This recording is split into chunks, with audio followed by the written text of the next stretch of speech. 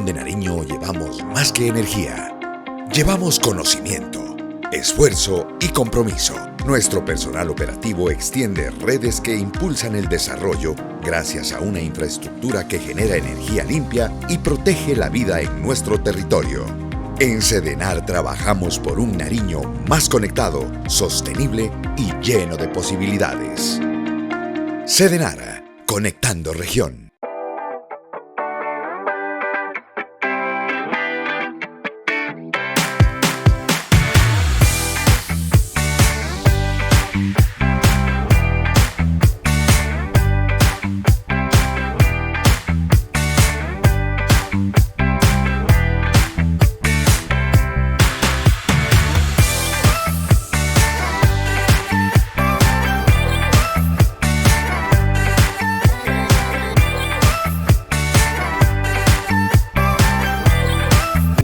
Jonathan David Ramos, soy de la vereda de Santa Isabel, del corregimiento Lencano, soy presidente de la Junta de Acción Comunal. Nos vinieron a colocar el alumbrado público que requería esta vereda, que es la única que no contaba con el alumbrado, ya que es una vereda muy llamativa para el turismo, que tenemos los páramos más grandes y más bajos del mundo y es una iniciativa muy importante para nosotros contar con este alumbrado acá en la vereda.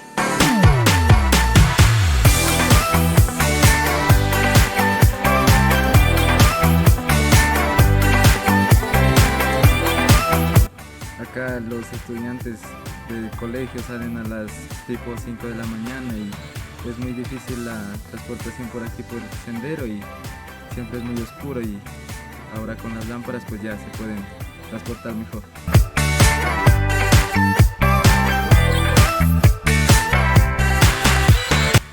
Gracias a CEPAL por venir a instalar las lámparas, que son muy útiles ya que están en la ribera del río y es muy peligroso, pues ya que era muy oscuro para transitar por el camino.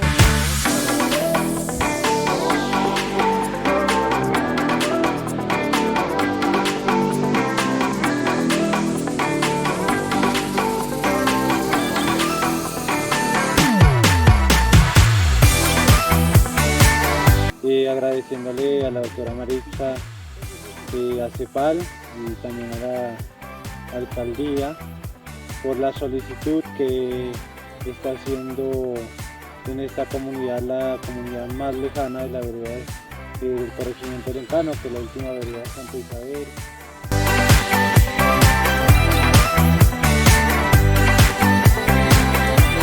Excelente.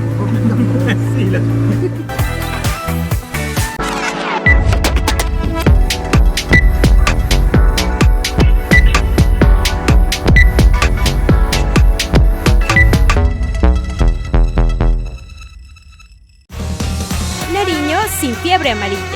Si viajas a zonas endémicas, en riesgo o de clima tropical, debes vacunarte con 10 días de anticipación.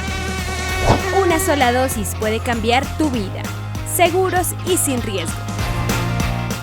En Pasto Salud S nos comprometemos a cuidar de ti y de tu familia. Con una red de 22 sedes, llevamos salud y bienestar a cada rincón de nuestro municipio. Brindamos atención primaria especializada con enfoque integral, humano y resolutivo. Tu salud es nuestra prioridad. Comunícate con nosotros 602-724-4418, 602-738-2257. Pasto Salud S, sirviendo con amor.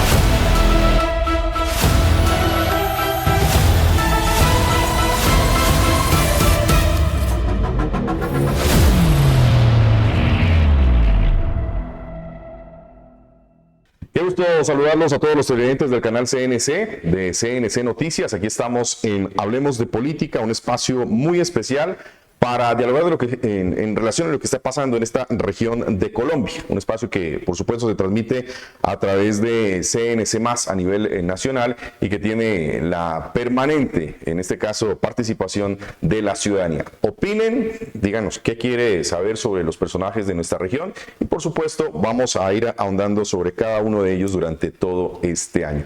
Este año que tiene connotación especial por todas las decisiones en el entorno nacional, pero también departamental. Y una apuesta que enfoca a los nariñenses en que se debe apoyar sí o sí, y tiene que ver con la construcción de paz. Hoy el mundo tiene los ojos centrados en una posibilidad de que Colombia avance en esa necesidad. Ha sido muy compleja, muy difícil, pero Nariño decidió ponerse los guantes, ponerse el overol y ponerse a trabajar en esa iniciativa. Hoy invitado, un gran invitado, el gobernador de Nariño, Luis Alfonso Escobar, el hombre que dijo desde campaña que se iba a poner las botas, el overol y los guantes por la paz. Gobernador, qué gusto tenerlo acá. Pablo, muy buenos días. Estamos complacidos de estar en esta tribuna de la información CNC y por supuesto saludar a todos los televidentes. Gobernador, la apuesta es realmente muy compleja, muy difícil, pero Nariño no hace a un lado la posibilidad de que se dé esto no solamente con dos estructuras que hoy están sentadas, están dialogando, sino que sea en general con todas las estructuras. ¿Esto será posible?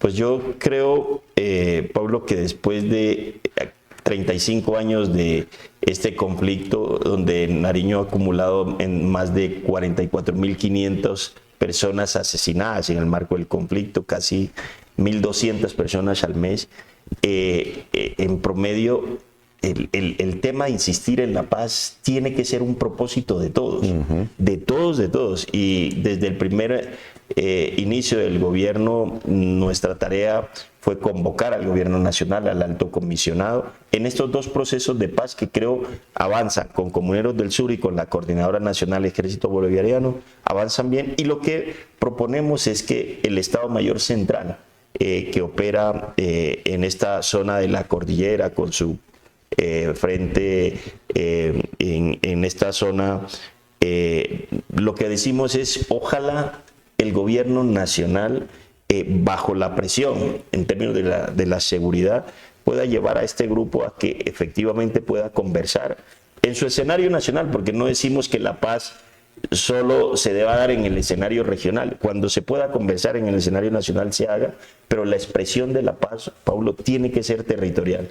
Y anhelamos que esas conversaciones sean mucho más plenas, pero por ahora estas dos conversaciones han generado un desescalamiento del conflicto en el departamento de Nariño que se evidencia en resultados en términos de salvar vidas en el departamento. La situación del trabajo es muy compleja y es muy dura frente a esta necesidad, gobernador, pero usted habla de la paz territorial, pero vemos también que puede haber un llamado a Cauca, a Valle del Cauca, para que se unan en esa iniciativa y hagan un gran bloque suroccidental por la paz. Mire usted, estuvimos esta semana que termina el martes reunidos con el gobernador del Cauca, con todos los líderes indígenas del Cauca, con la senadora Aida, que es de la Comisión Primera, que es la Comisión de Paz, mirando los resultados de Nariño, mostrando esta experiencia de Nariño. Ellos querían que le mostráramos esta experiencia, y este 29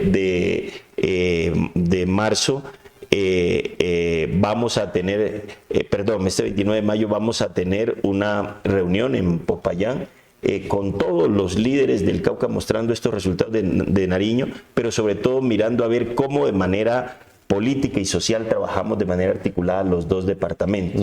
Desde ese lado, la idea es ver cómo convocamos al gobierno nacional a través del ejército y todo el gobierno nacional para hablar de los dos departamentos en conjunto. Porque este tema de la paz, si uno lo aborda de manera regional, pues podemos tener una incidencia, pero en la medida en que lo avancemos a abordarlo de manera más amplia, creo que encontramos mejores resultados en materia de seguridad y construcción de paz. Y esto lo vamos a hacer luego con Caquetá, con Huila, con Putumayo, en ir viendo estos avances de Nariño, cómo se van concretando en los demás municipios. Y yo quiero mostrarle un caso que es bien importante tener en cuenta. La mitad de la coca del país está en 2 regiones, Catatumbo y Nariño. Y la mitad de esa coca está en Tibú y en Tumaco.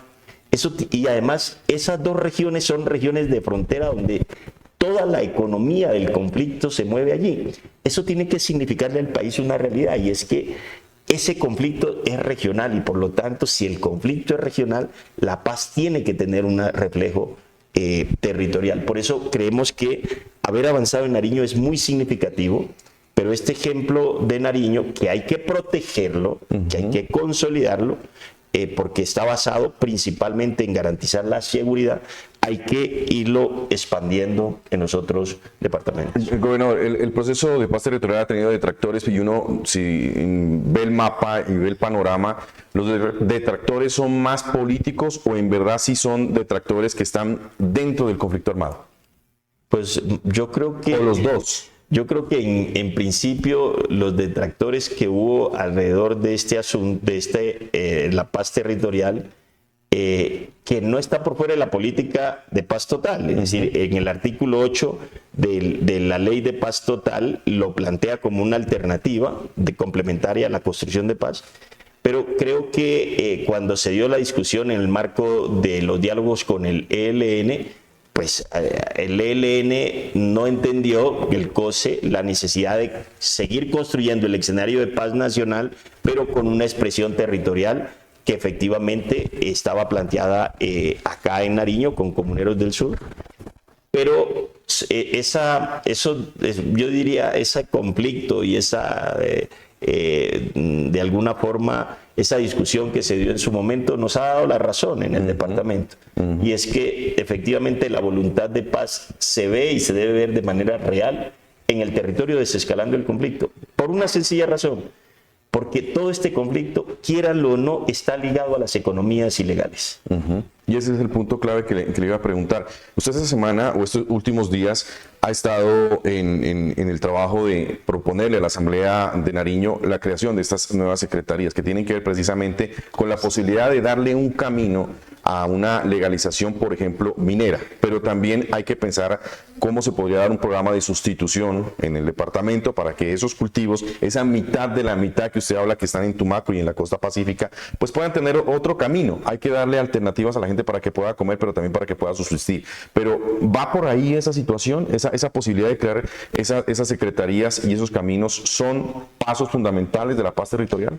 Primero, Pablo, a la estrategia y a las acciones de una estrategia le sigue la institucionalidad que permita desarrollar a largo plazo la estrategia. Nosotros iniciamos estos procesos de paz, ¿cierto? E iniciamos los procesos de sustituir las economías ilegales y ya estamos listos, estamos andando en ello, pero no tenemos la institucionalidad para desarrollar a fondo esto. Y lo propusimos en campaña y en el plan de desarrollo. Y dijimos, queremos crear la Secretaría de Minas y Energías Renovables o de las transiciones energéticas. ¿Para qué? Para que la formalización minera que estamos haciendo y el tránsito de esa economía a una economía legal, pero aprovechando también las oportunidades de la transición energética, tengan una institucionalidad acorde. Por eso llevamos a la Honorable Asamblea ahorita la creación de la Secretaría de Minas y Energías Renovables, que profundiza esa sustitución de esas economías ilegales inclusive estamos proponiendo la creación de una promotora para el desarrollo territorial de la economía minera, que es una empresa de economía mixta que también está propuesta allí. Y lo otro es crear la Secretaría de Seguridad, Convivencia y Paz. ¿Por qué? Porque estamos metidos en un escenario ya de la construcción de paz y para eso necesitamos una institucionalidad que se encargue de estos temas, ¿no? No la Secretaría de Gobierno, que debe dedicarse a los temas de desarrollo comunitario y organización social y política. En esa misma línea de trabajo estaría la Secretaría de Agricultura, que pues necesariamente es la que tendría que entrar a territorio a ver qué cultivos se sustituye. Bueno, ahí es donde aparece la articulación. Mire usted, en esta apuesta con la Coordinadora Nacional Ejército Bolivariano, que se planteó 10.000 hectáreas, 15.000 hectáreas de reducción de coca, 10.000 en Tumaco, 5.000 en Roberto Payán. Hoy ya iniciamos con los 6 consejos comunitarios de Roberto Payán un acuerdo que para la reducción de 5.000 hectáreas de coca en Roberto Payán, que tiene Roberto Payán 5.800 hectáreas. ¿Sabe cuál fue la decisión de esos consejos comunitarios?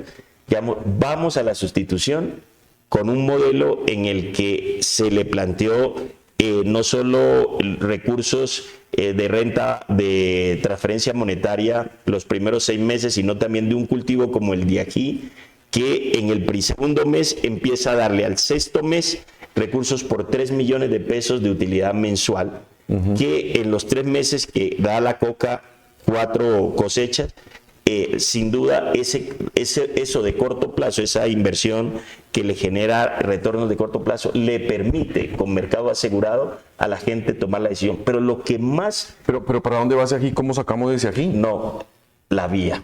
Entonces empezamos ya con la vía Roberto Payán, La Guayacana. Esperamos en unos 8 meses que los Bos Culver, que vamos a hacer 11 Bos Culver, le dan continuidad a una vía ancestral que han tenido las comunidades, pero que no han tenido posibilidades de tránsito. El caminito. El caminito.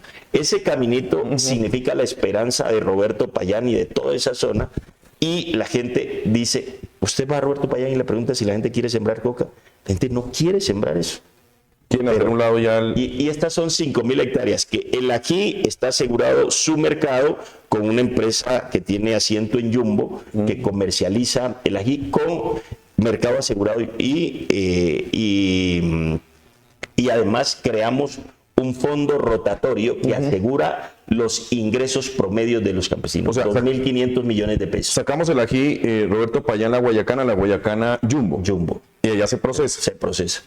Hasta ahora ese es el modelo, pero ¿Y el fondo es para si el ingreso no te da 3 millones de pesos al campesino al mes, sino 2,5, el fondo te asegura los 3 millones de pesos, y es un fondo que creamos de 2.500 millones de pesos. Eso es una innovación en estos procesos de sustitución de cultivos de uso ilícito. Pero quiero decirte que además ese es el ingreso de corto plazo. De mediano plazo es la siembra de, por ejemplo, cacao. Solo imagínate cacao, palma, lo que pueden representar 5.000 hectáreas de cacao en esa zona, con un cacao que está a un precio de 29.000 pesos el kilo.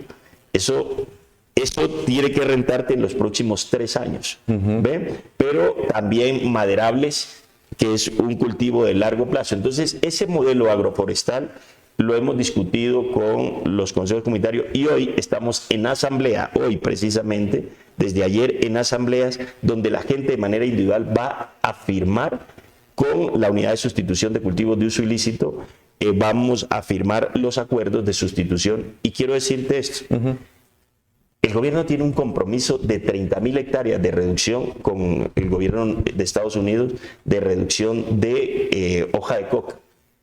Aquí en Nariño tiene 20.000 comprometidas para sustituirlas de manera voluntaria. De esas 30.000, 20.000 ya están en Nariño. 20.000 son en Nariño. Entonces, mira la importancia. El 60% de lo que necesitan. Y las inversiones que representan esto en Roberto Payán son 198.000 millones de pesos. Vamos a los hechos, gobernador. Construir esa carretera de Roberto Payán, La Guayacana, ¿cuánto cuesta? ¿Cuántos kilómetros son? El proyecto que aprobamos es de 6.600 millones de pesos. ¿Alcanza con eso? Son 11 Bos Culver, ya, ¿cierto?, que le dan continuidad a la vía, 43 kilómetros, y prácticamente la vía está abierta entre La Guayacana, kilómetro 85, y San José de Roberto Payán. Yo la recorrí la vía, y esos 11 Bos Culver lo que le permiten es, en las zonas de los ríos, es darle la continuidad a un camino ancestral que ellos han tenido toda la vida. Eso nos pone a Roberto Payán del kilómetro 85 a menos de 45 minutos. Roberto, o sea, el Telenví tendría una vía adicional. Ahí sí tendríamos el triángulo. Y realmente el triángulo del Telenví, ¿ves?, conectado. Pero además es que esta es plana, esta no es como Junín Barbacoas. Y prácticamente tú verías que la gente de Roberto Payán estaría, si hablamos de educación superior, en mar agrícola a menos de hora y media. Sería fabuloso. ¿Ves? Entonces la gente, por eso la gente dice, ¿cuál fue el acuerdo con la gente? Si nos hacen la vía, nosotros vamos a la sustitución. Porque de lo contrario, nosotros no podemos mover un proyecto productivo por río. Eso es muy costoso. ¿Ves? ¿Cuánto tiempo, gobernador, en hacer esa vía? 8 meses. ¿Sí se va a dar en 8 meses? Yo creo que en este año nosotros podemos tener ya resultados importantes ahí en la vía. Un ejemplo como este que tiene que ver con el programa de sustitución, que tiene que ver con el proceso de paz territorial, que tiene que ver con el desarrollo del departamento, ¿se puede aplicar en otras zonas? Sí, sin duda, sin duda. Porque lo que la gente quiere es cumplimiento. Lo que la gente quiere es cumplimiento, pero yo le doy un ejemplo, Pablo. Por eso es que los proyectos tienen que hacerse a una velocidad distinta a la que estamos acostumbrados a verlos.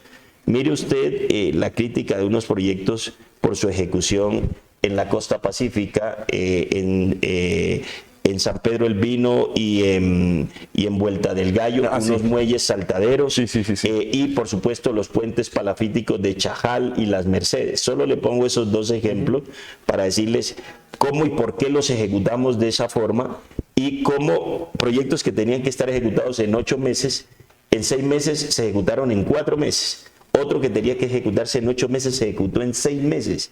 Porque nosotros le estamos haciendo una microgerencia a la ejecución de los proyectos. Por eso usted me ve que el acueducto de Tumaco con Plan Pacífico me vio allí y hoy se lo digo, hoy yo tengo la claridad de que el 29 de noviembre los tanques tienen que estar terminados. Tienen que estar terminados. Porque el próximo año entraría en funcionamiento. En diciembre tienen que entrar en funcionamiento. En diciembre, enero. Tienen que entrar en funcionamiento una parte, una fase, porque faltan otras fases. Pero lo que quiero decirle con esto es que para construir la paz territorial en los territorios donde el conflicto se ha anidado, necesitamos un mecanismo de ejecución mucho más ágil. Porque la gente no puede esperar que un proyecto se madure durante 2 años y luego otro año más para ejecución y a veces terminan 2 o 3 años de ejecución. Pasan gobiernos, usted lo ha visto, departamentales y los proyectos que ejecuta un gobernador no se ven cuando viene el otro gobernador. ¿Ve? Y esas son las dificultades que tenemos para hacer efectiva la presencia del Estado en los territorios. Oiga, gobernador, a propósito de eso, y algo que generó, digamos, un poco de roncha ante los alcaldes, usted lo llamó al orden y dijo, venga, aquí tenemos proyectos desde el 2010, esto no se ha podido ajustar, esto hay que ponerle solución, hay que tratar de avanzar en esto, o los proyectos se hacen o se cancelan. Eso fue lo que usted dijo. Cogió todos los proyectos, ¿en qué quedó eso? No, pues le doy ejemplos tan tranquilo como esto. Le doy el ejemplo, por ejemplo, de Arboleda. Ustedes han escuchado y saludo a toda la población de Arboleda. Es un proyecto de 12 kilómetros que vale cerca de 22.000 millones de pesos. La pavimentación Rosa Florida de Rosos. Exacto.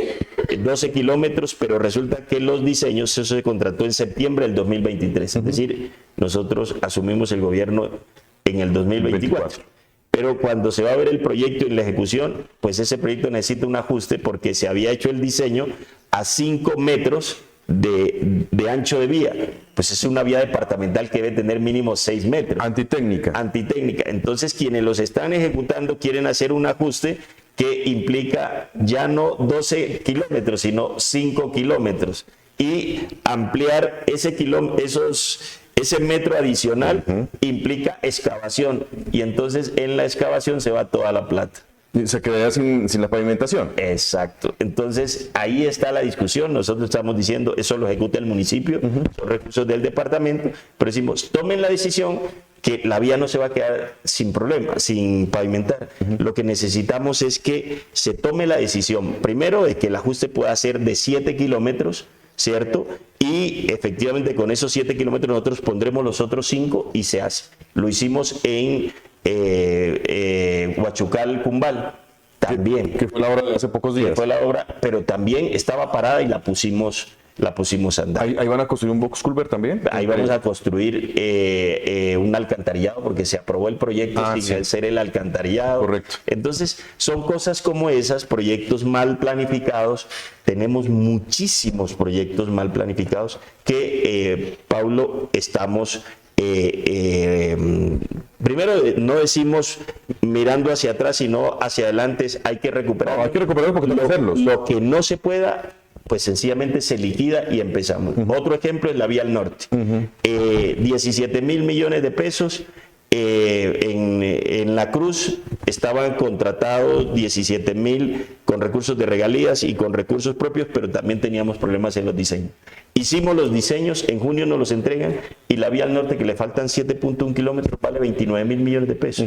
Sumamos esos 17.000 más 12.000 que ponemos nosotros y ya la vía al norte, que es un proyecto histórico, después de 10 años, 12 años, que nosotros con el gobierno de Raúl, Delgado, 50 kilómetros. Claro. Ahora faltan 7 y nosotros lo vamos a hacer, lo vamos a financiar.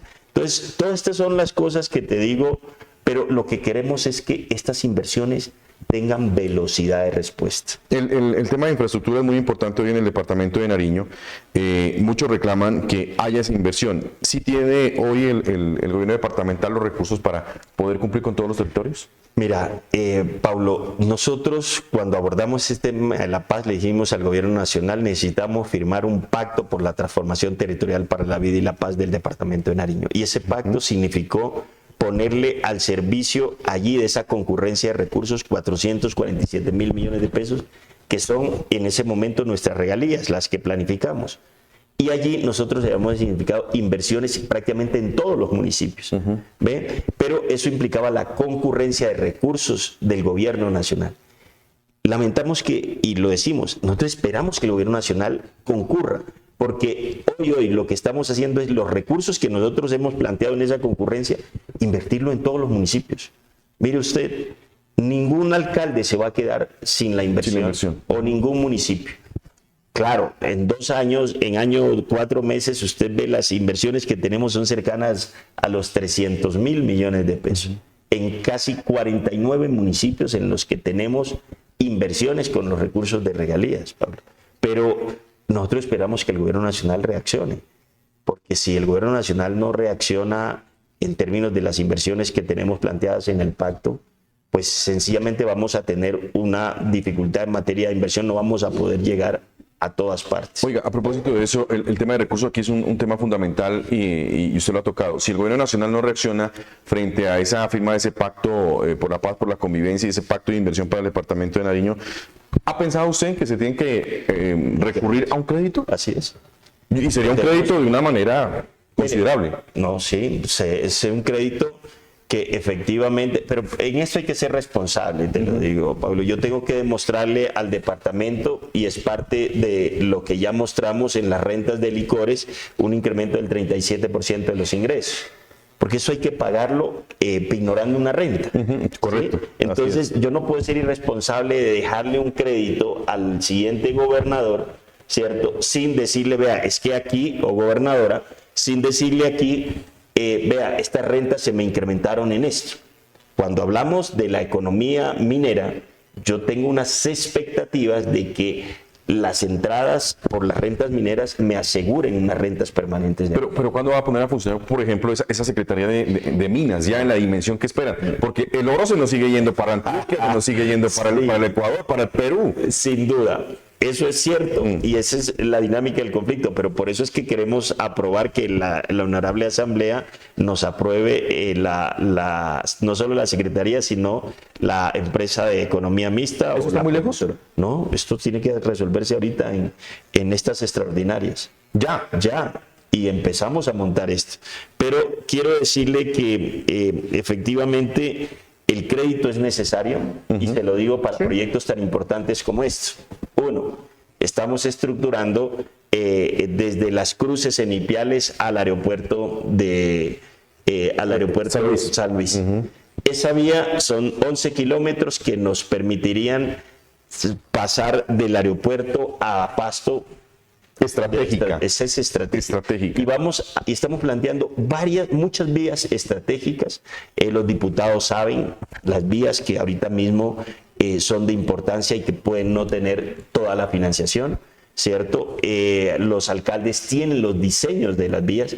Para hacer un crédito necesitamos los diseños y yo estoy estructurando unos diseños, los diseños de proyectos estratégicos que Hay proyectos, por ejemplo, como el que queremos hacer como la modernización del estadio para las ferias y eventos, ¿cierto? Nosotros tenemos recursos de regalías que vamos a invertir allí, un proyecto que ya lo estamos diseñando. Que va en buena. Oiga, y a propósito que habla ahora de estadio, ¿no tiene metido ahí en ese mismo tema de infraestructura deportiva lo de los coliseos? Me están planteando el tema del coliseo, pero los coliseos puede valer cerca de 35 mil millones de pesos. Más, sí. Si es necesario, ¿cierto? Y a Pasto hay que dejarle una infraestructura. Pasto es nuestra centralidad más importante. Si la gente viene a Pasto, la gente luego va también a los otros municipios. Y eso, pues Pasto tiene que ser una ciudad muy competitiva y tiene que tener una infraestructura para la competitividad. Pero la más importante, déjeme decirte, es el aeropuerto. O sea, si nosotros no tenemos un aeropuerto alterno aquí en Pasto, pues sencillamente la competitividad va a estar muy reducida. Alterno que se puede convertir en principal. Que se puede convertir en principal. Y esa remodelación del aeropuerto San Luis es urgente. Ahora, usted habla de una obra estratégica 144 que es conectar la Panamericana con el aeropuerto como tal, que nos daría a nosotros 50 minutos, una hora la conexión capital con el aeropuerto, que es la misma de Chachagüí. No, y que, por ejemplo, usted lo pone en condiciones como una ciudad capital como Quito, que tiene la misma condición. Su aeropuerto queda a 45, 50 minutos de la capital, que es un tema óptimo. Y ya que toca ese tema de infraestructura, hablábamos con un par de congresistas, uno del departamento de Nariño y otro de fuera, y decía, el gobierno nacional sí le va a cumplir al suroccidente con el tema de inversiones, pero todo se asimila en que la inversión se hace para Nariño. Resulta que la primera inversión está en Cauca. En Cauca está la primera inversión. ¿Usted sí cree que se van a dar esas vigencias futuras? Pues hace una semana hablé con la ministra de Transporte y pues anunció la terminación de los diseños para la doble calzada, ¿cierto? Pero también se mantiene en la decisión de que de aquí a diciembre están asignados ya con los diseños y nos dicen las vigencias futuras para la vía con desvío Timbiva al Estanquillo, que es la que más nos interesa, esa variante. Pero déjeme decirle, Pablo, que esa variante es muy importante, la vía es muy importante y lo he planteado en todos los escenarios. Pero también hablamos con ella de la necesidad de traer a valor presente los recursos que hay para la construcción de San Francisco Mocoa. Sí. Pero siempre nos van a quedar esos 14 kilómetros sin financiar. Hoy que usted ve la apuesta del presidente fue meterse en la ruta de la seda y en la franja de la seda, pues usted se da cuenta que el tema del puerto de Tumaco, puerto pesquero, pero también la articulación del departamento de Nariño con la Orinoquía, pasan por esa vía. Esa vía. Bueno, lo dice usted. Yo, una vez que un parlamentario nuestro lo dijo, le salieron al corte. No, esa es la vía. Y le dijeron, pues, que todo lo que no debían decirle, pero el parlamentario, en este caso, el representante Eric, lo dijo bien. O sea, realmente cuando el representante dijo que la vía San Francisco Mocoa era la más importante, yo le doy la razón. O sea, tenía la razón. Y todos tenemos que confluir alrededor de eso para poder decirle a la nación, oiga, hay 14 kilómetros allí que van a ser un esperpento, porque sencillamente, si eso no se termina, es el elefante blanco más grande que haya tenido el país. Terminemos esa. Al menos vale 1.9 billones de pesos. Es más cercana.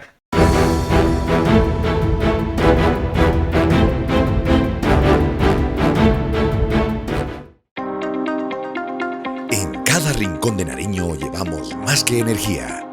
Llevamos conocimiento, esfuerzo y compromiso.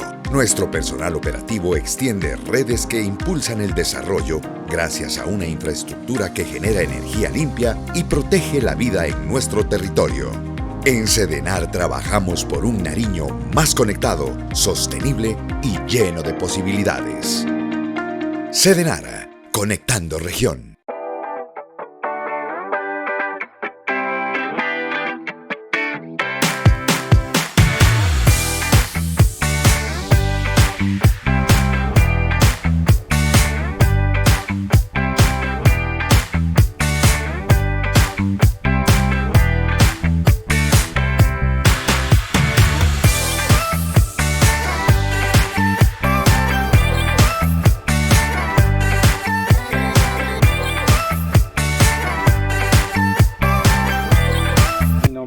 Jonathan David Ramos, soy de la vereda de Santa Isabel, del corregimiento Lencano, soy presidente de la Junta de Acción Comunal. Nos vinieron a colocar el alumbrado público que requería esta vereda, que es la única que no contaba con el alumbrado, ya que es una vereda muy llamativa para nosotros como turismo, que tenemos los páramos más grandes y más bajos del mundo y es una iniciativa muy importante para nosotros contar con este alumbrado acá en la vereda.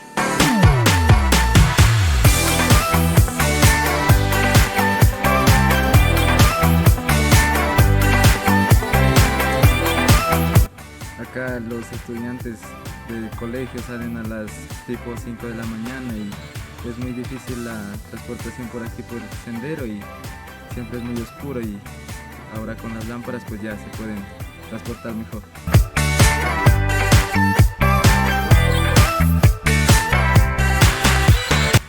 Gracias a CEPAL por venir a instalar las lámparas que son muy útiles, ya que están en la ribera del río y es muy peligroso, pues ya que era muy oscuro para transitar por el camino.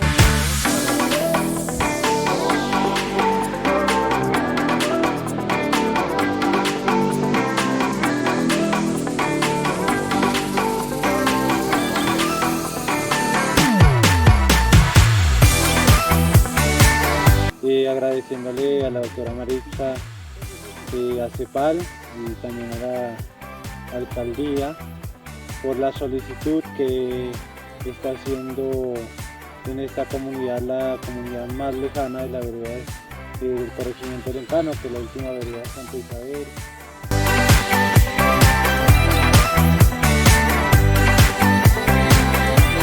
Excelente.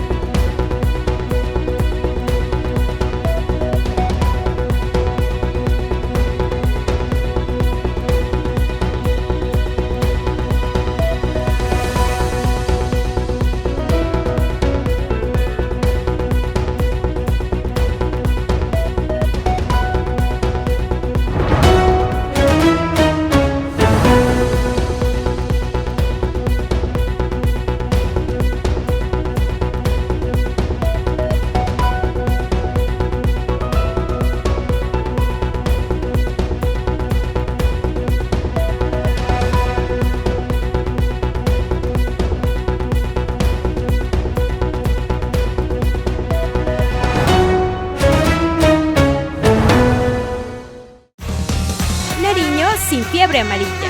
Si viajas a zonas endémicas, en riesgo o de clima tropical, debes vacunarte con 10 días de anticipación. Una sola dosis puede cambiar tu vida. Seguros y sin riesgo. En Pasto Salud S nos comprometemos a cuidar de ti y de tu familia. Con una red de 22 sedes, llevamos salud y bienestar a cada rincón de nuestro municipio. Brindamos atención primaria especializada con enfoque integral, humano y resolutivo. Tu salud es nuestra prioridad. Comunícate con nosotros 602-724-4418, 602-738-2257. Pasto Salud S, sirviendo con amor.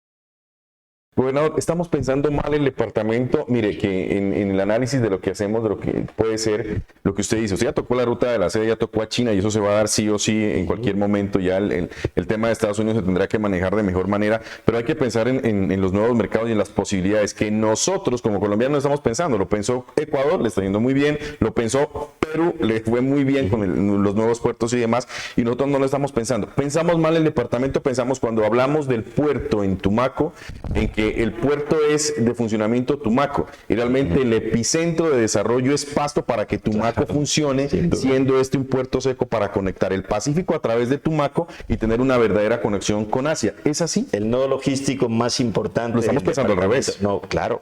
El nodo logístico más importante para articular el departamento es Pasto. O sea, es la centralidad de nuestro departamento.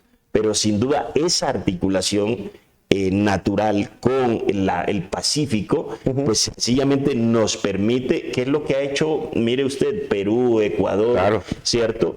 Pero sin duda hoy tenemos una apuesta con el gobierno nacional. En estos meses, en este mes el otro mes nos tendrán que entregar los estudios y diseños de la fase 1 del puerto de Aguas Profundas.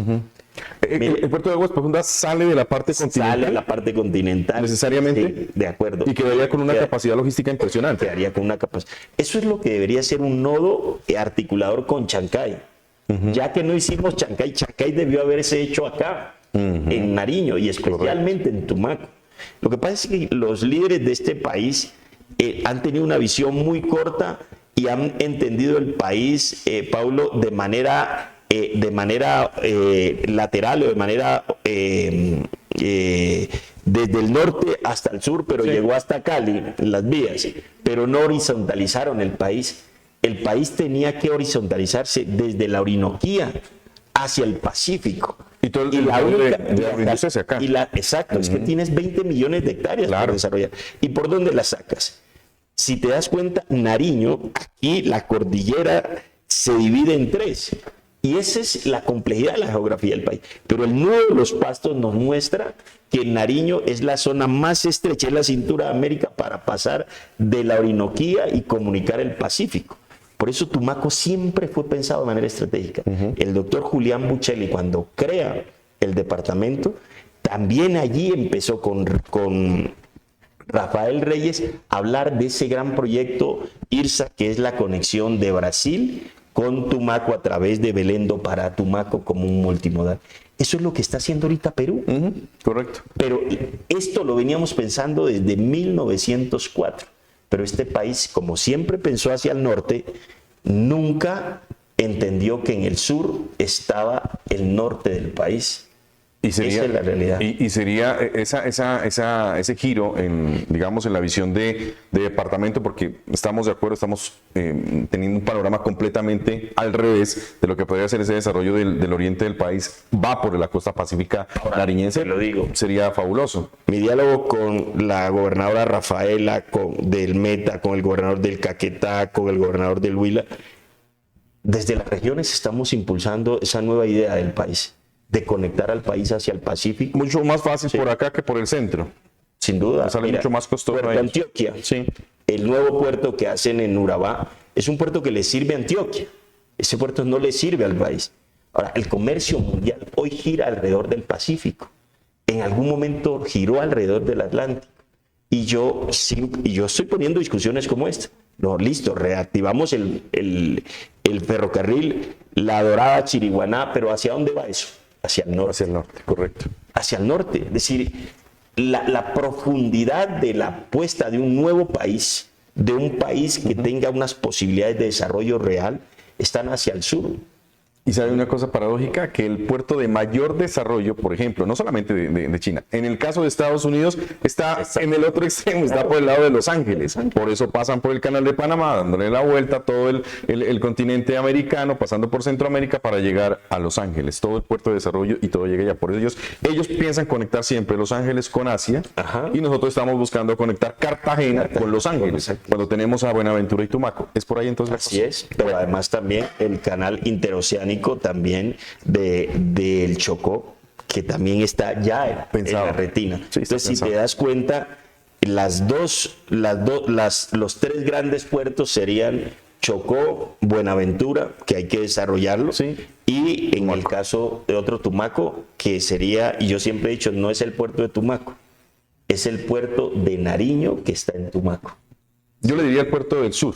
El puerto del sur. Puede ser, porque sirve para toda la región oriente del departamento, del país. Y ahora imagínate, a través de la historia, nosotros tenemos una boya en donde se exporta el petróleo. Sí. ¿Y sabes por qué está allí esa boya? Porque esa es la zona más profunda de esta parte del continente. Así es. Entonces, y eso se ha hecho, eso lo sabemos desde hace muchísimo tiempo.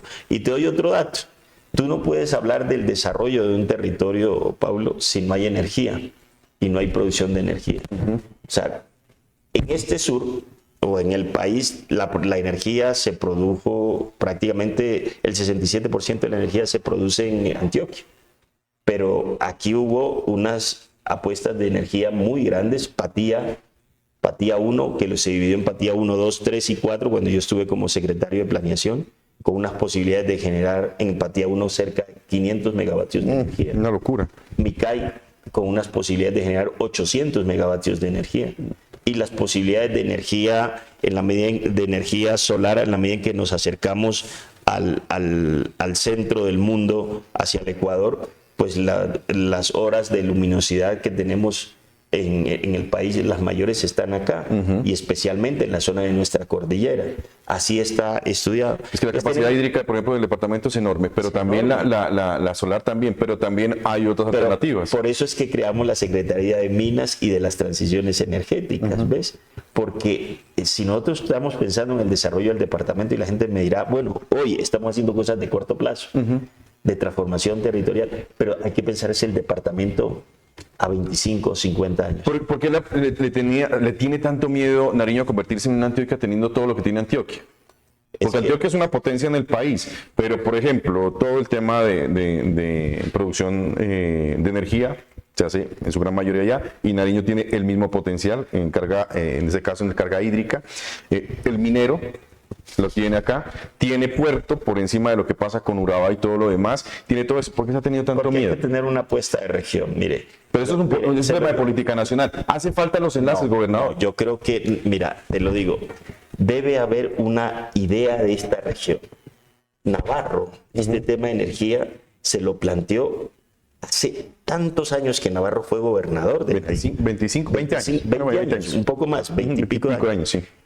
Él creó el primer proyecto de una central hidroeléctrica que nosotros estamos reincorporando. Esa central hidroeléctrica de 5 megavatios sobre el río Juanamo. ¿Sí? Y que le tenía que dar un megavatio para regar el distrito de riego de Taminango. Distrito de riego que nosotros estamos estructurando ahorita mismo. Que en el marco de nuestra apuesta de la empresa de energía que vamos a crear, ¿cierto? Para la producción de energía, cualquier inversionista privado que quiera ser socio nuestro, nosotros ya tenemos una hidroeléctrica de 5 megavatios en ese negocio.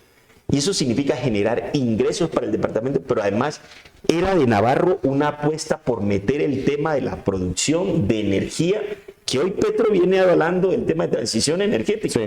Navarro lo planteó hace 20 y pico de años y ahí está dormitando. Yo creo que yo no estoy haciendo más cosas que los que han venido haciendo los demás gobernadores de progresistas en este departamento, porque efectivamente eso es lo que nos permite no equipararnos a Antioquia. En el escenario político nacional, Antioquia ha tenido mayor peso para poder dirigir las inversiones hacia allá. Pero dígame usted, el 44% de las exportaciones de Antioquia son oro. Exporta 55 toneladas de oro al año. Creó el aeropuerto de Río Negro especialmente para eso. El oro. Pero quiero decirte, ¿de dónde es ese oro? De acá. De acá. Así es. Y yo he puesto eso en la discusión y de verdad todos los nariñenses tenemos que hacer fuerza para decir, ojalá lleguemos al escenario de paz, Paulo, con la sustitución de esas economías ilegalizadas, ¿cierto? y sobre todo esta economía del oro que pueda ser formalizada y que las rentas queden en el departamento. Oiga, gobernador, para cerrar este bloque de esta entrevista, porque lo vamos a seguir invitando para hablar de muchos temas más, temas que hay que seguir ahondando, quiero hacerle preguntas muy puntuales. El plan de desarrollo, ¿en qué punto va? El plan de desarrollo va, el año pasado tuvimos una ejecución del plan de desarrollo presupuestal de metas, perdón, del 89%, una ejecución presupuestal casi del 70.5%. Nuestra apuesta este año, ya que es un año en donde ya el gobierno no está más tranquilo, es acelerar la ejecución. En este año vamos en una ejecución presupuestal cercana al 30%, ¿cierto? Yo espero, cerrando el primer semestre, que esa ejecución esté bordando el 45-50%. Eso significa que hoy, por ejemplo, en la Asamblea tenemos por aprobar los recursos del balance, que son de cerca de 170.000 millones de pesos. No puede un gobierno tener unos recursos, pasarlos de un año al otro, 170.000 millones de pesos. Sí, así es. Yo eso digamos, estoy claro en eso y acepto las críticas, pero es el primer año de arranque. El próximo año ustedes no van a ver. ¿Fue muy duro ese primer año? Claro. Muy complejo. Es un año de aprendizaje de muchos secretarios, es un año de ajuste. De la institucionalidad, pero sobre todo es un año en el que el gobernador se dedicó mucho a la planeación, a la gestión y a la concurrencia de recursos, porque muchos de los recursos que hay allí que pasaron al siguiente año son de concurrencia con el gobierno nacional en proyectos que salieron ya al final de año. ¿Por qué se ve esta administración hoy un poco más conectada? No, mucho más conectada, con necesidades de regiones, más dialogante con mandatarios, más dialogante con gobierno nacional, más ejecutiva? ¿Por qué se la ve un poco más tranquila? ¿Esos ajustes digamos, de gabinete le dieron resultado? Yo creo que los ajustes de gabinete dieron muy buen resultado.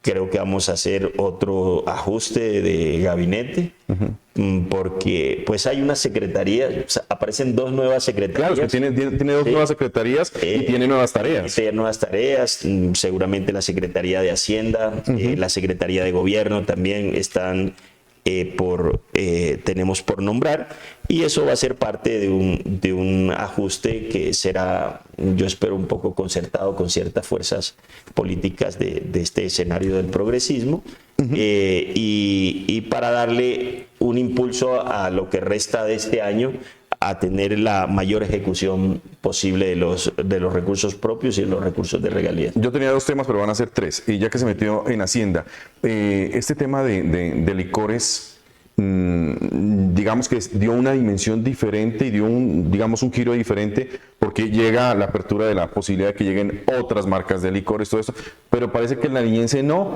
le jala a las otras marcas y le jala más al Nariño. ¿Qué pasó ahí? Yo en eso soy muy claro. El aguardiente que prende la fiesta es el aguardiente Nariño.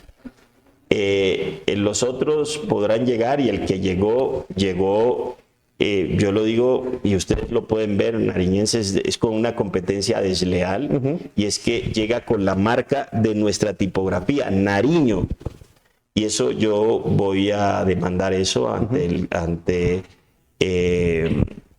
las autoridades, ante superintendencia. La superintendencia. Ya estamos preparando esa demanda, porque confundieron al consumidor. O sea, dio la impresión de que ese aguardiente era de Nariño. No, ese aguardiente le renta a Caldas. Y tiene una marca propia. Y tiene su marca propia. Lo que nosotros hacemos con las rentas para la salud, la educación y el deporte, con la venta de aguardiente de Nariño, es para el departamento de Nariño. Las carreteras que estamos hablando, las inversiones se hacen es con esos recursos en parte. Por eso hemos organizado con los licoristas, a los que les agradezco inmensamente su participación en el diálogo, pues el análisis del mercado, y efectivamente pues el aguardiente puede entrar, porque la Corte le permitió entrar a nuevos aguardientes. Mire usted, la entrada de ese aguardiente nos reportó unos ingresos de 11.500 millones de pesos a nosotros. Si los venden o no, ese será su problema. Pero ya entraron. Ya entraron, pero ya le entraron al departamento 11.500 millones de pesos. Pero eso los obligó también a mejorar la estrategia. Ah, claro, nosotros hemos hecho unos estudios, vamos a movernos mucho y ya usted lo ve en términos de mercadeo. Nuestros licoristas van a participar en una nueva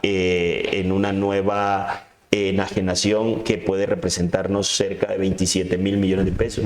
No hay aguardiente de media, déjeme decirle, de Nariño. O sea, no hay en existencia, no hay stock. No hay stock, se ha acabado, pero nosotros tenemos 1.200.000 unidades, de las cuales medias son 621.000. Ya. O sea, hoy vamos a vender esas medias, vamos a vender botellas y, por supuesto, estamos planteándonos estrategias de nuevos productos que van a mejorar nuestra competencia con posibles licores que entren. Hemos estudiado el asunto de manera importante. Vamos a crear una empresa industrial y comercial del Estado para que no nos dediquemos nosotros a vender aguardiente, sino que a partir de allí vamos a encontrar un socio estratégico que venda nuestro aguardiente aquí y por fuera. Yo creo que ahí vamos a salir. O sea, no se dio la dimensión. Creo que hubo mucho susto cuando abren las fronteras y la gente dijo, no, aquí no se va a vender una botella de Nariño, y fue al contrario. Pablo, no hay que asustarse. No hay que asustarse. No, hay que ocuparse, ¿no? Yo siempre lo he dicho. Y mire, ¿Hay una enajenación nueva entonces? Hay una enajenación nueva. ¿En estos días? En estos días sale ya. Pero fíjese que nosotros tenemos el talante de conversar con todos los licoristas y plantear con ellos cómo debería ser la enajenación, ¿cierto? Y ellos se ponen de acuerdo y al final, desde la transparencia, nosotros ponemos la enajenación allí. ¿Por qué la enajenación anterior salió mal? O no salió, vendimos el 5%. Porque los licoristas estaban a la expectativa de la entrada. De lo que pasaba con lo otro. La gente dijo, no, pues si llega ese licor, pues nos invaden. Pues no ocurrió así. La gente no le gusta ese aperitivo. Porque además ese aperitivo lo venden al mismo precio de un licor de 24 grados, lo venden al mismo precio de nuestro aguardientico. Ese aguardientico azul, rico, sabroso, que prende la fiesta. Para tomarse ese otro licor, pues nos quedamos con el nuestro. Claro. Bueno, gobernador, pasemos al otro tema. Lo propio. Y es de lo propio. Y pasemos al otro tema, que es dos temitas últimos finales que son muy importantes. El ajuste en educación. ¿Sirvió o no sirvió? ¿Va de buena manera? Hemos visto que estos ajustes generan un poco de incomodidades, pero al final les dieron la razón a ustedes. ¿Cómo va el proceso? Mire, Pablo, el activo más importante que hoy tenemos en el departamento es nuestra planta de docente normalizada, y que efectivamente los docentes adicionales que se han planteado para las especialidades que nos ha dado el ministerio son recursos por el orden de más de 30.000 millones de pesos a la base presupuestal para contratar docentes que nos ajustan la planta docente. Usted al principio veía que muchas situaciones en todo el departamento sobre el nombramiento de profesores, que no habían en una parte, que no habían en otra, pero hoy usted ya ve que eso ya no es la normalidad, sino la necesidad de ir a hacer cambios donde hay necesidades de profesores. Se reguló el sistema. Pero además lo más importante es que se abrió el sistema maestro, sí. Y el sistema maestro significa que los nuevos profesores son profesionales que pueden concursar, jóvenes que pueden concursar a ser maestros, y efectivamente eso ya está ocurriendo en el departamento. Vimos que se normalizó, por ejemplo, la planta docente de las comunidades indígenas. Total. Llegó. Y de las comunidades afro también. En ese proceso. ¿Está en el proceso? Creo que eso va próximamente, en las últimas semanas. Mire, eso es un tema que tenemos en la discusión con la consultiva de alto nivel que se va a dar entre el 23 y 22, 23 y 24 en Tumaco. Pero, ¿qué es lo importante allí, Pablo? Es que un niño que esté en Santianga o que esté en la cordillera tiene posibilidad de tener un profesor de matemáticas o de inglés o de cualquier especialidad, tanto como un niño de aquí del centro. Eso significa igualdad de oportunidades. ¿Ve? Y eso es lo más importante que hoy creo podemos tener nosotros en el departamento en materia de normalización de la educación básica y media. Lo otro, eso está reforzado con el desarrollo del PAE. Usted ve... Hoy pague garantizado, ¿no? Pague garantizado todos los días, pero además usted no ve quejas alrededor de la ejecución del PAE. Están cumpliendo. Estamos cumpliendo, ¿ya? Y por supuesto, si hay alguna queja, reportarla, porque la comunidad lo que queremos y lo que hemos propiciado con eso es que esté vigilante. Pero durante ese periodo no hemos recibido quejas, por ejemplo, de que la alimentación no llegó, de que la alimentación está mala, de que la alimentación no corresponde al territorio de los niños y niñas. Exacto. Y eso significa que para la permanencia en la educación básica y media, ese PAE es muy importante. Estamos haciendo unos esfuerzos con los alcaldes muy grandes y ahí, por supuesto, el esfuerzo más es de los alcaldes porque no lo puede hacer todo el departamento, es en el tema del transporte escolar. Pero hay una tarea, gobernador, que está pendiente y es mejorar la conectividad. ¿Qué están haciendo con eso? Con eso, mire, ahorita en el OCAD Paz se va a aprobar un proyecto estratégico que es el de las troncales de comunicación satelital, que me gustaría que conociera usted ese proyecto, porque esas troncales nos van a conectar los 11, ese es para los municipios PEDET, 11 municipios PEDET de la costa pacífica y los 5 de la cordillera por comunicación satelital y fibra óptica. Todos vamos a pasar de 1.5 de cobertura de internet a tener prácticamente 26%.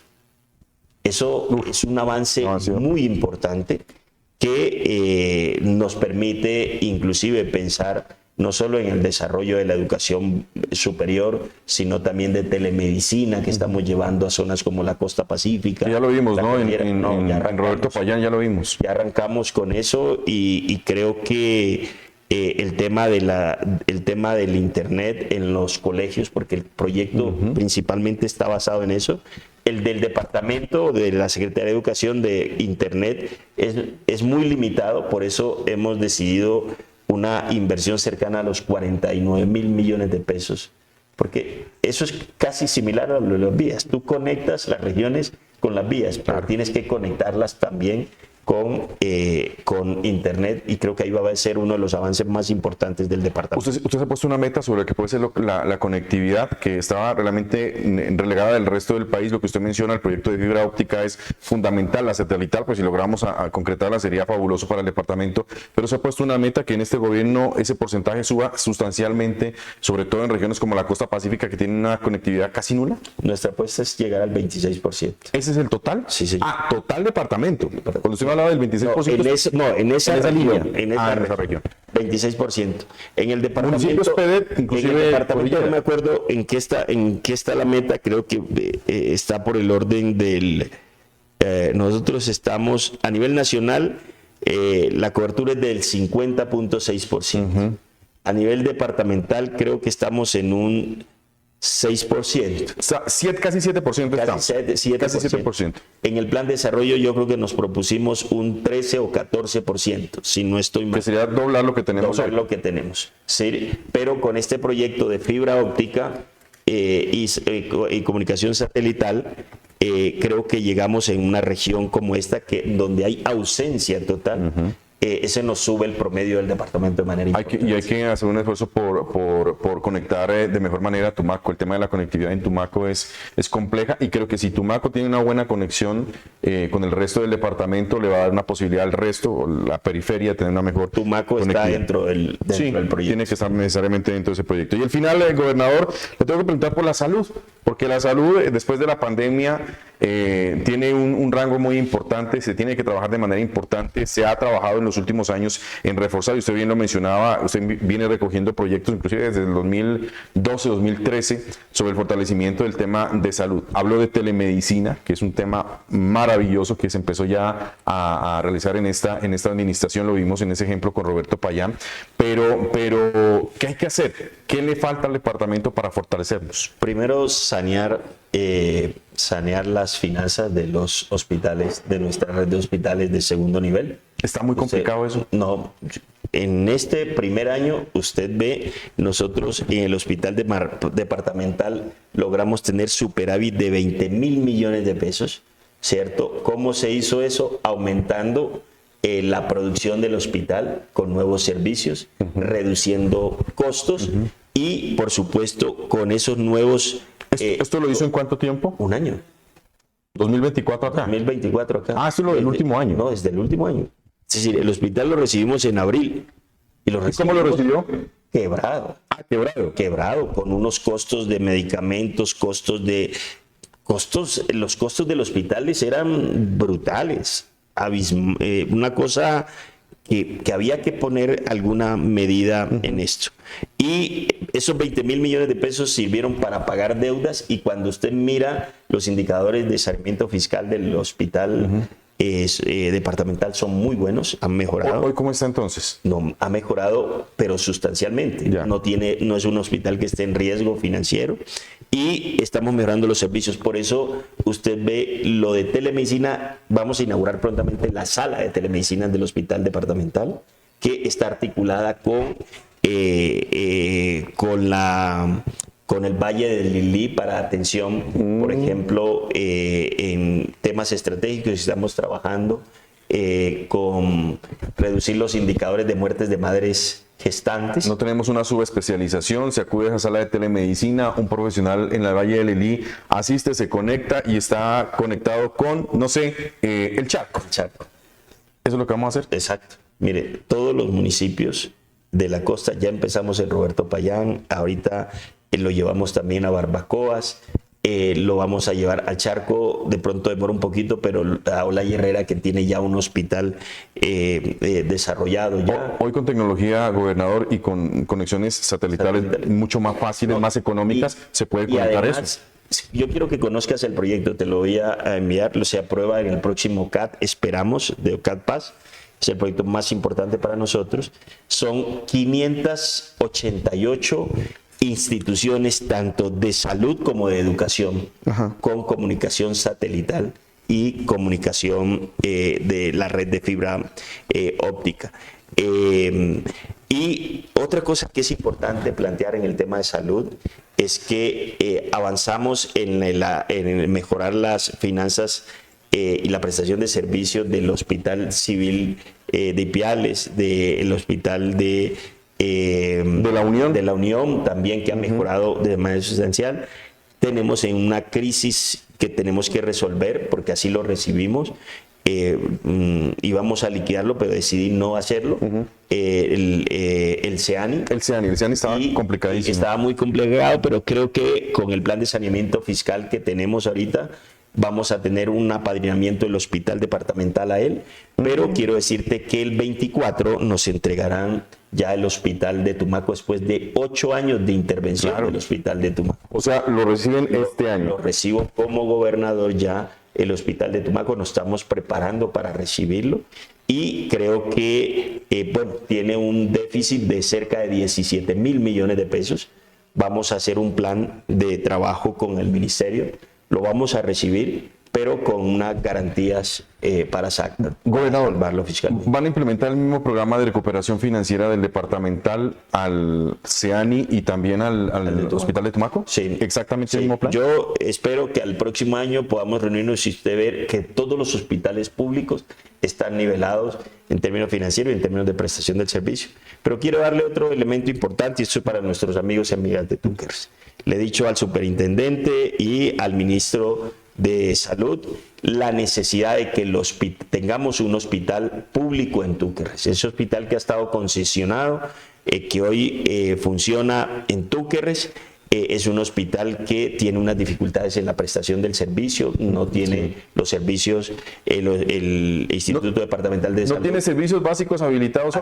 Sí, exacto. Ese es el Entonces, problema. ya vamos a tener una reunión con el superintendente, porque eso hay que intervenirlo y vamos a asumirlo nosotros como departamento. Ese es el propósito, lo planteamos en el plan de desarrollo, y yo quiero que la gente, los ciudadanos y ciudadanas de Túquerres tengan la claridad que yo estoy desde el primer momento de gobierno trabajando porque podamos tener un hospital público digno en Túquerres. ¿Cuándo es el próximo OCAT? El próximo CAT se va a dar más o menos por allá en agosto. ¿Agosto? Sí, porque es el OCAT nacional. Sí, es el nacional. O sea, en ese OCAT tenemos la posibilidad de tener por el lado de la costa pacífica y frontera, Pacífico Sur y frontera, el PEDET, unas inversiones de cerca de 155.000 millones de pesos. Ya. Y por la parte de la cordillera, 167.000 millones de pesos. Entonces nosotros concursamos en esas bolsas de recursos. Todos los alcaldes hacen los proyectos, el departamento también. Y nosotros vamos por esa bolsa de recursos que, te lo digo, es una bolsa muy importante, pero hay que utilizarla haciendo proyectos estratégicos. No me quiero ir sin este dato nada más porque seguramente me lo van a preguntar. Esos 588 puntos de conexión en salud y en educación, en ese proyecto, ¿cuánto le cuestan? 49.000 millones. Esos son los que valen los 49.000 millones de pesos. Pero son, cuando tú ves el proyecto, parte de aquí de Pasto hacia la cordillera y la costa pacífica y se encuentran. Dos ramales, es un anillo. Un anillo, es y un cierra. anillo. Y cierra. Entonces tiene conexión fibra óptica, antenas, donde se requieran antenas, y satelital donde se requiera. Como ves, es una apuesta pero enorme. Y integral también para el departamento. Yo le pido a mi jefe de comunicaciones que les haga llegar el proyecto. Que nos haga llegar, que queremos a ustedes les interesa muchísimo, porque es la comunicaciones en un territorio donde nunca ha habido. Y eso no solamente con eso, sino que podemos dar también mucha información alrededor de eso. Otro es el papel que no hablamos, que juega la educación superior,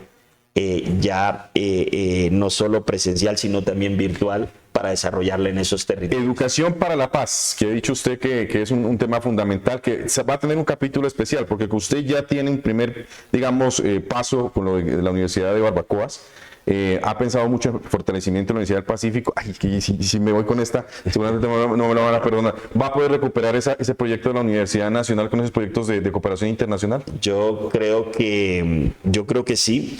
Lo hemos hablado con el ministro, el viceministro de Educación Superior. Tenemos un diálogo con el rector de la Universidad Nacional, porque en lo que hemos acordado con el viceministro, ellos van a poner unos recursos para el proyecto de la Universidad Nacional, y necesitamos ver cuánto pone la Universidad Nacional. Nosotros vamos a poner recursos también del departamento para ese proyecto que perdió cerca de 70.000 millones de pesos. Así es. El gobierno nacional, por lo que hablamos con el viceministro, tiene planteado una asignación cercana a los 38.000 millones de pesos. Ese tema lo vamos a concretar, ojalá este 30 de mayo que firmamos el tema de la seccional de la Universidad de Nariño, la seccional Pacífico, con unas inversiones en las que nosotros al inicio de año pusimos 1.000 millones a la base presupuestal para la Universidad del Pacífico. La universidad pone 3.500 para el funcionamiento de la universidad, y logramos jalonar recursos del gobierno nacional por 5.800 millones de pesos para el funcionamiento de la universidad en la seccional. Y creo que esto debe ser complementario con la Universidad Nacional en Tumaco, y como para contestar claramente tu pregunta, esperamos prontamente tener una reunión con el rector de la Universidad Nacional y que tengamos garantizado esos recursos. También es mi compromiso, y lo planteé en campaña y en el plan de desarrollo, que vamos a recuperar la Universidad Nacional. Oiga, para la próxima invitación le voy a traer un pizarrón y lo voy a recuperar al profesor, ¿sí? Al profesor de la universidad, para que nos dé unas clasecitas sobre cómo va avanzando el departamento y sobre todo cómo se van aplicando los proyectos. Se lo prometo que le voy a recuperar. Yo no tengo por ahí, tengo uno grande y uno pequeño. Voy a poner el grande porque va a tener tanto que escribir. Oiga, en eso me dio mucho sentimiento con mi equipo, porque me hizo una celebración del Día del Profesor, recordándome que este es me preguntaban si es el gobernador profesor o el profesor gobernador. ¿Cuál es? Siendo el profesor. Bueno, qué gusto tenerlo aquí en nuestro programa.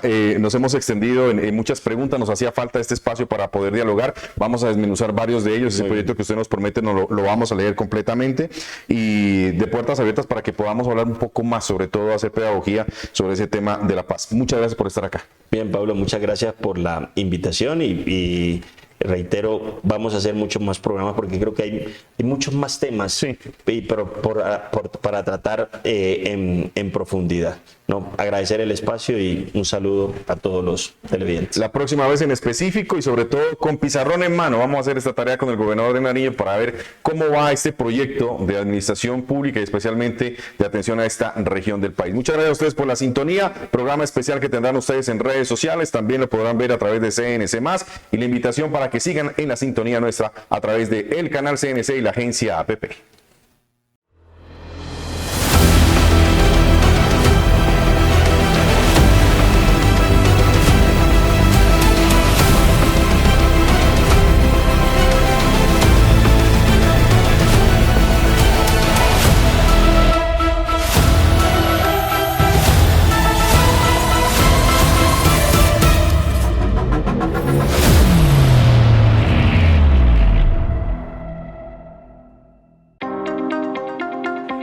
cada rincón de Nariño llevamos más que energía. Llevamos conocimiento, esfuerzo y compromiso. Nuestro personal operativo extiende redes que impulsan el desarrollo gracias a una infraestructura que genera energía limpia y protege la vida en nuestro territorio. En Sedenar trabajamos por un Nariño más conectado, sostenible y lleno de posibilidades. Sedenar, conectando región.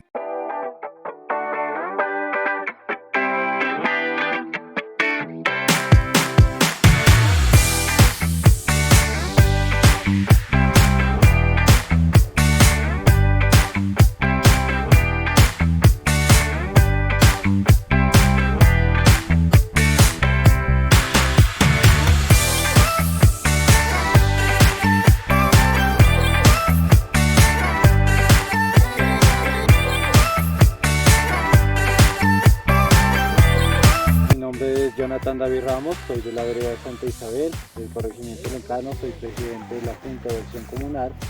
Nos vinieron a colocar el alumbrado público que requería esta vereda, que es la única que no contaba con el alumbrado, ya que es una vereda muy llamativa para nosotros como turismo, que tenemos los páramos más grandes y más bajos del mundo y es una iniciativa muy importante para nosotros contar con este alumbrado acá en la vereda.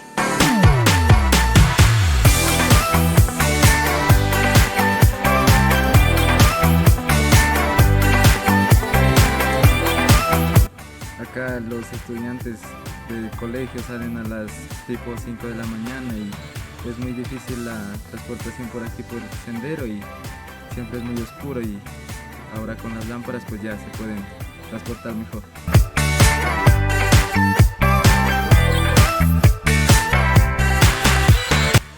Gracias a CEPAL por venir a instalar las lámparas que son muy útiles, ya que están en la ribera del río y es muy peligroso, pues ya que era muy oscuro para transitar por el camino.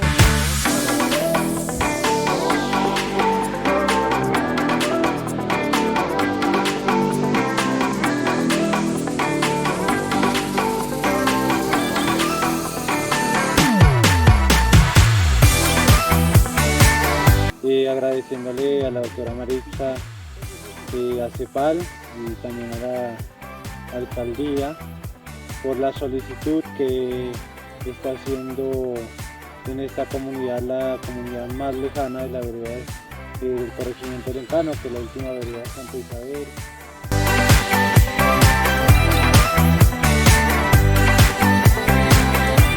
Excelente.